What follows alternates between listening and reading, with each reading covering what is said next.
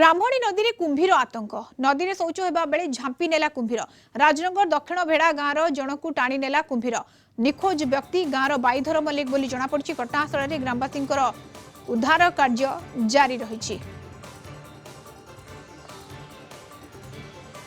Rajnagar reporter दोल गोविंद जेना आम सहित जोड़ी होती।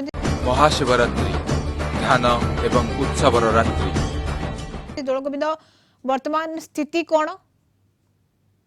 हाँ जदि आम कह राजनगर पुणी कुंभीर आतंक खेल पुणी ये कहूँ गत किछि दिन तले कुंभीर राजनगर आतंक खेली गोटे पर गोटे मूल्यवान जीवन को टाणी नौला वन विभाग निद हजई देता से घटना आज पुणी घटी।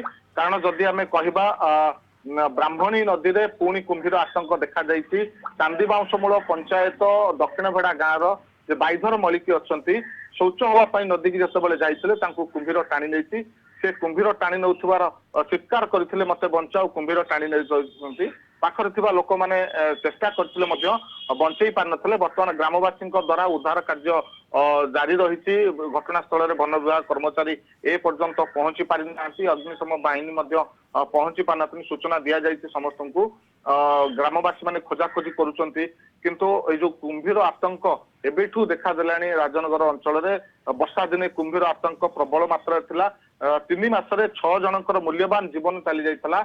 आज पुणी कुंभीर आतंक खेलाई पुणी जड़े बाईधर मल्लिक जे अच्छा दक्षिण बेड़ा गाँव कुंभीर टाणी नहीं ब्राह्मणी नदी को। ओके बहुत बहुत धन्यवाद आपन सूचना राजनगर रिपोर्टर दोल गोविंद जेना आम सहित जोड़ी होते। ब्राह्मणी नदी में कुंभीर आतंक देखा मिली ग्रामवासी मैंने भयभीत अवस्था उद्धार कार्य एवं भी जारी रही।